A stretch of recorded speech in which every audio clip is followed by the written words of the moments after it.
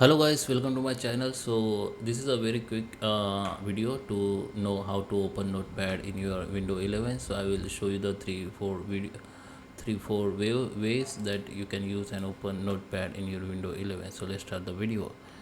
Okay, so here come to the your window, and here in the search bar you can simply type Notepad.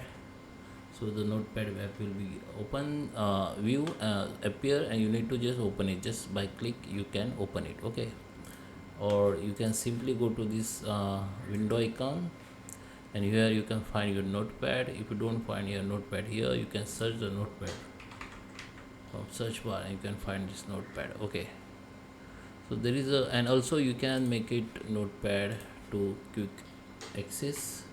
Search the Notepad here and just right click on it and make it pin to the taskbar. Okay, so here this Notepad has been pinned to the taskbar. Now you can open easily or directly from here anytime. Okay, so I hope you like this video. Please subscribe. Thank you for watching.